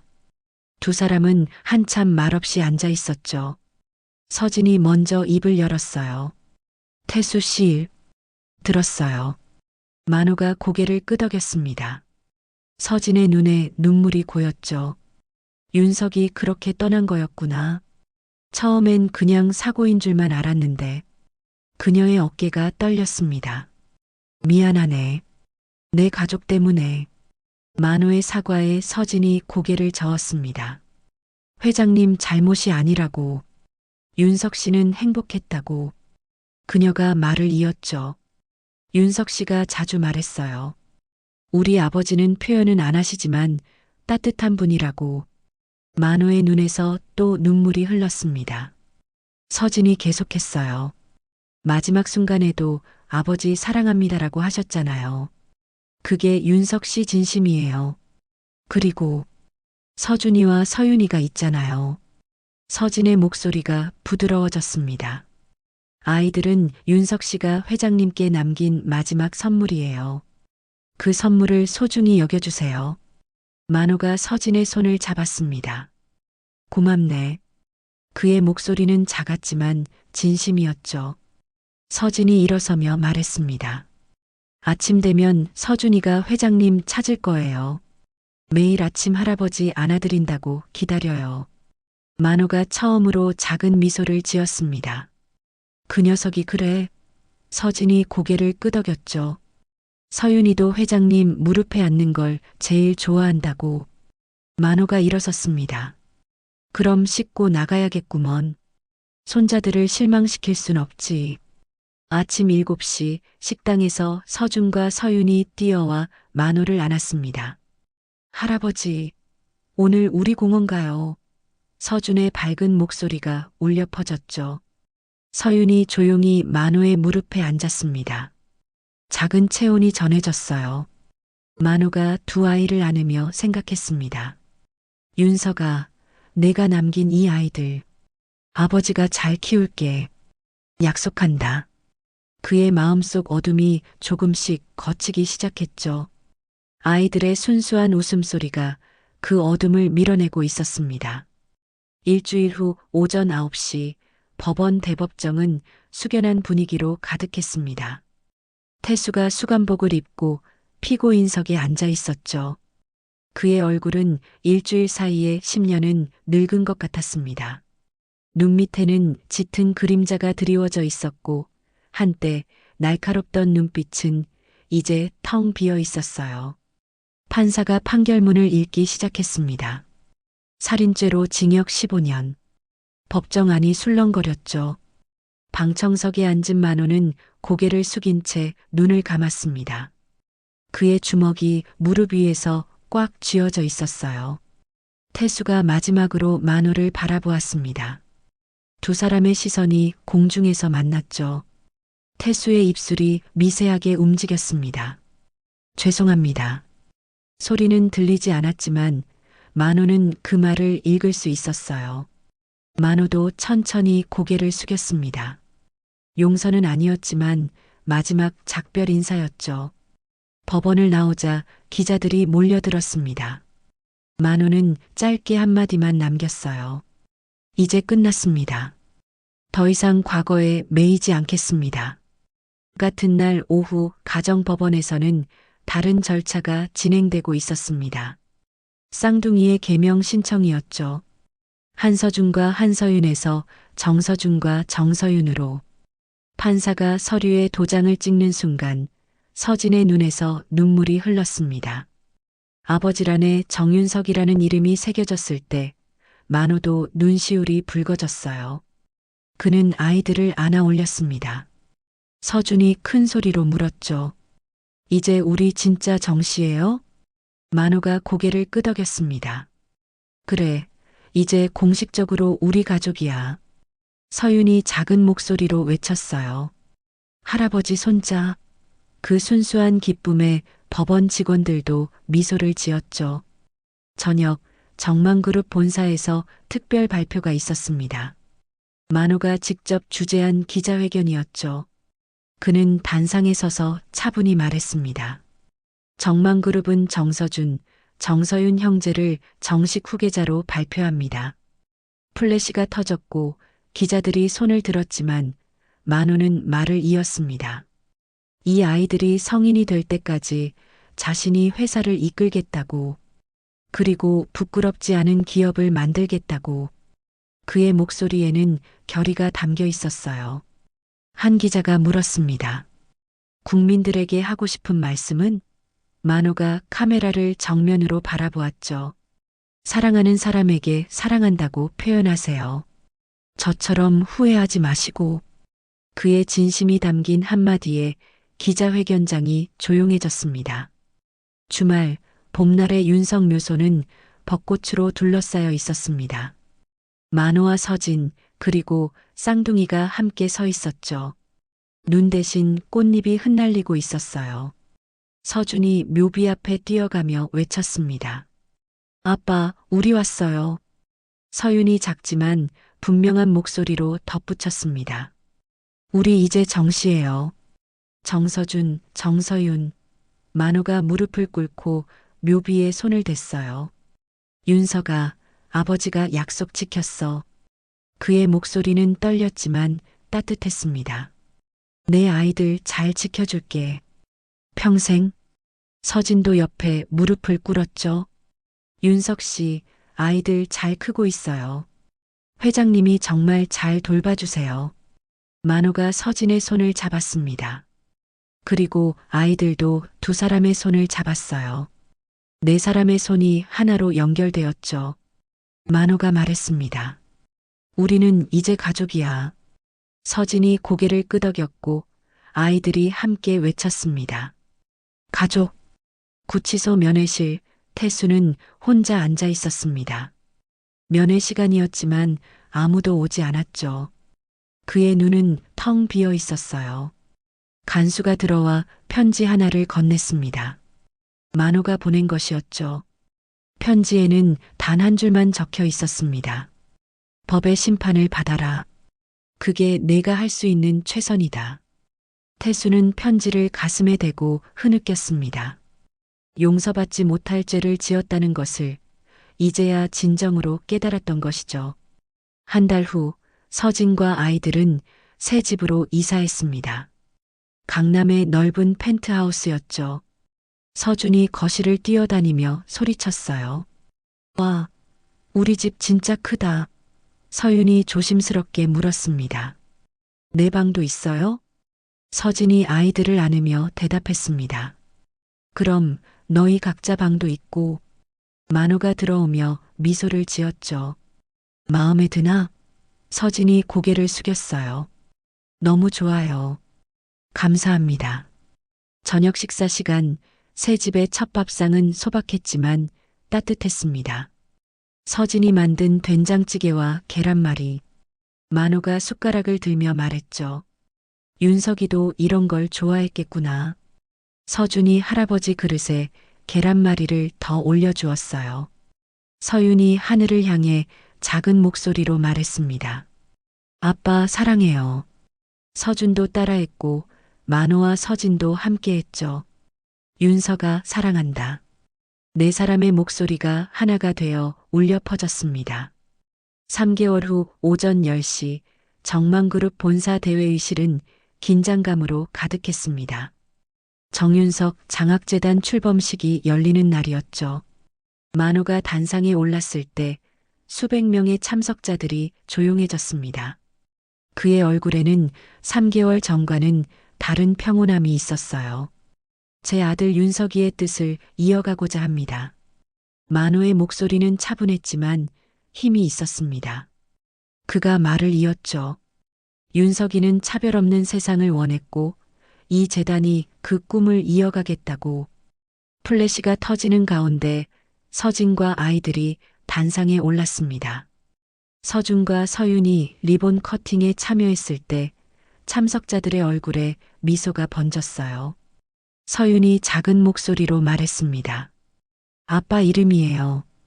그 순수한 말에 많은 이들의 눈시울이 붉어졌죠.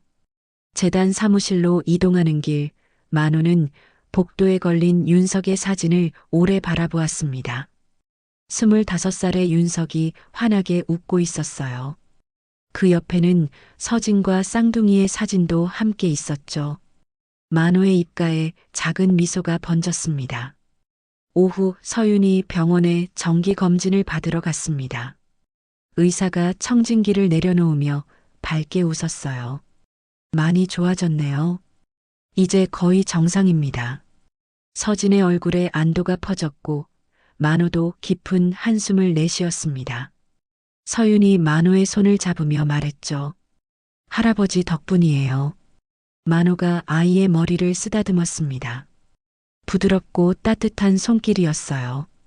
저녁 만호의 자택 정원에서 가족 모임이 있었습니다. 봄날의 따스한 햇살 아래 네 사람이 테이블을 둘러싸고 앉았죠. 서진이 준비한 음식들이 테이블을 가득 채웠습니다. 김치찌개, 불고기, 그리고 아이들이 좋아하는 계란말이. 서준이 젓가락질을 하다가 갑자기 물었습니다. 할아버지, 아빠도 이런 거 좋아했어요? 만호가 고개를 끄덕였습니다. 그래, 윤석이도 엄마가 해주는 음식을 제일 좋아했단다. 서진이 미소를 지으며 말했어요. 윤석 씨가 자주 말했죠. 집밥이 최고라고. 식사가 끝난 후 만호는 아이들과 정원을 산책했습니다. 서준이 앞서 뛰어가고 서윤이 만호의 손을 잡고 천천히 걸었죠. 벚꽃 나무 아래에서 만호가 멈춰 섰습니다. 그는 주머니에서 작은 상자 2개를 꺼냈어요. 서준과 서윤에게 하나씩 건넸죠. 상자를 연 아이들의 눈이 커졌습니다. 작은 금목걸이였어요. 정씨 가문의 문양이 새겨진. 이제 너희도 정씨 가문의 일원이야. 만호의 목소리에는 자부심이 담겨 있었습니다. 서준이 목걸이를 목에 걸며 환하게 웃었고 서윤이 조용히 할아버지를 안았어요. 밤이 되어 아이들이 잠든 후 만호와 서진은 거실에서 차를 마셨습니다. 창밖으로 서울의 야경이 펼쳐져 있었죠. 서진이 조심스럽게 말했어요. 회장님, 정말 감사합니다. 만호가 고개를 저었습니다. 내가 더 감사하네. 자네와 아이들 덕분에 다시 살아갈 이유를 찾았으니까. 그의 목소리에는 진심이 담겨 있었죠. 다음 날 아침 정만그룹 이사회가 열렸습니다. 만호가 발표했어요. 앞으로 20년 저는 이 자리를 지킬 겁니다. 이사들이 놀랐지만 만호의 표정은 단호했죠. 손자들이 준비될 때까지 이 회사를 더 크고 건강하게 만들겠다고. 그의 눈에는 새로운 활력이 있었습니다. 주말 윤석의 묘소를 다시 찾았습니다. 이번엔 화창한 날씨였어요. 서준이 직접 그린 그림을 묘비 앞에 놓았습니다. 할아버지, 엄마 자신과 서윤, 그리고 하늘의 아빠가 함께 있는 그림이었죠. 아빠, 우리 잘 지내고 있어요. 서준의 밝은 목소리가 울려 퍼졌습니다. 서윤도 작게 덧붙였어요. 보고 싶어요. 하지만 괜찮아요. 할아버지가 있으니까. 만호가 묘비에 손을 대며 속삭였습니다. 윤서가, 내 아이들이 이렇게 잘 크고 있어. 바람이 불어와 벚꽃잎이 흩날렸습니다. 마치 윤석이 대답하는 것처럼 네 사람은 묘비 앞에 나란히 섰어요. 손을 맞잡은 채로. 저녁 무렵 집으로 돌아오는 차 안 서준이 잠들었고 서윤이 만호의 품에 기대어 있었습니다. 서진이 운전하는 만호를 바라보며 미소 지었죠. 한 가족이 되어가는 모습이 자연스러웠습니다. 집에 도착했을 때 서준이 잠결에 중얼거렸어요. 할아버지 사랑해요. 만호의 가슴이 따뜻해졌습니다. 그는 아이를 안아들며 대답했죠. 할아버지도 사랑한다. 우리 서준아. 1년 후 봄날 오후 2시 만호의 자택 정원은 생명력으로 가득했습니다. 그가 직접 가꾼 온실에서는 토마토가 붉게 익어가고 있었고 화단에는 색색의 꽃들이 만개해 있었죠. 정원 테이블에서 만호가 서준과 서윤에게 무언가를 가르치고 있었습니다. 이게 토마토 모종이야. 만호의 목소리는 부드러웠습니다. 이제 5살이 된 서준이 호기심 가득한 눈으로 물었어요. 우리가 심어요? 만호가 고개를 끄덕이자 서윤이 조심스럽게 작은 삽을 들었습니다. 세 사람이 나란히 무릎을 꿇고 흙을 파기 시작했죠. 만호의 주름진 손과 아이들의 작은 손이 함께 움직였습니다. 흙이 손톱 밑에 끼었지만 아무도 개의치 않았어요. 서진이 레모네이드를 들고 나왔을 때 세 사람은 이미 흙투성이가 되어 있었습니다. 그녀의 얼굴에 미소가 번졌죠. 다들 수고했어요. 서준이 자랑스럽게 외쳤습니다. 엄마, 우리가 토마토 심었어요. 네 사람이 테이블에 둘러앉았습니다. 따스한 봄볕이 그들을 감쌌고 나비 한 마리가 화단 위를 날아다녔죠. 평화로운 순간이었습니다. 서윤이 피아노를 연주하고 싶다고 했습니다. 거실로 들어간 일행은 서윤의 연주를 들었죠. 1년 전보다 훨씬 능숙해진 솜씨였어요. 만호가 박수를 치며 감탄했습니다. 우리 서윤이 천재구나. 서윤의 뺨이 발그레해졌습니다. 서준이 끼어들며 말했죠. 저는 이제 기타도 배워요. 만호가 웃으며 대답했습니다. 그래, 우리 서준이는 뭐든 잘하는구나. 평일 오전 만호는 이제 아이들과 함께 출근하는 것이 일상이 되었습니다. 유치원 가기 전 잠깐 들르는 것이었죠. 직원들이 밝게 인사했습니다. 도련님들 안녕하세요. 서준이 씩씩하게 인사하고 서윤이 수줍게 손을 흔들었어요. 집무실에서 서준이 회장 의자에 앉아보며 말했습니다. 할아버지, 이제 의자가 작아 보여요. 만호가 웃었습니다. 내가 많이 컸구나. 서윤도 의자에 앉아보며 조용히 웃었죠. 만호가 두 아이를 바라보며 생각했습니다. 언젠가 이 자리가 너희 것이 될 거야. 정윤석 장학재단은 1년 사이에 크게 성장했습니다. 수백 명의 학생들이 혜택을 받았고 많은 이들이 감사 편지를 보냈죠. 만호는 그 편지들을 하나하나 읽으며 뿌듯해했습니다. 윤석이 원했던 세상이 조금씩 만들어지고 있었어요. 주말 가족은 다시 윤석의 묘소를 찾았습니다. 한 달 전 심은 토마토 모종에서 작은 열매가 맺혀 있었어요. 서준이 환호했습니다. 할아버지, 토마토 열렸어요. 만호가 감격스럽게 바라보았습니다. 우리가 심은 게 열렸어. 서윤이 작은 목소리로 말했죠. 우리가 잘 돌봐서 그래요. 그래, 사랑으로 키우면 이렇게 자라는 거야. 만호의 말에 서진이 다가왔습니다. 생명이 참 신기해요. 만호가 아이들을 바라보며 덧붙였죠. 심으면 자라고 사랑하면 열매 맺고. 서진이 미소 지으며 말했어요. 윤석 씨가 심은 씨앗도 이렇게 자라고 있죠. 네 사람이 함께 토마토를 조심스럽게 수확했습니다. 서준이 제안했어요. 이거 아빠 묘소에 가져가요. 해질녘 묘소에서 네 사람은 나란히 서 있었습니다. 묘비 주변은 이제 만호가 직접 가꾼 꽃들로 둘러싸여 있었죠. 서준이 토마토를 들고 외쳤습니다. 아빠, 우리가 키운 토마토예요. 서윤이 덧붙였어요. 할아버지랑 같이 키웠어요. 만호가 무릎을 꿇고 묘비에 손을 댔습니다. 윤서가, 내가 남긴 이 아이들 정말 잘 크고 있어. 서진도 무릎을 꿇으며 말했죠. 윤석 씨, 우리 행복해요. 당신이 원하던 대로. 만호가 서진의 손을 잡았고 아이들도 두 사람의 손을 잡았습니다. 네 사람의 손이 하나로 연결되었어요. 우리는 가족이야. 만호의 목소리가 울려 퍼졌습니다. 서진이 고개를 끄덕였고 서준과 서윤이 함께 외쳤어요. 가족. 석양빛이 네 사람을 비췄습니다. 따뜻한 봄바람이 불어와 벚꽃잎이 흩날렸죠. 카메라가 천천히 멀어지며 네 사람의 실루엣을 담았습니다. 석양 속에서 손을 잡은 가족의 모습이었어요. 만호의 마음속 목소리가 들렸습니다.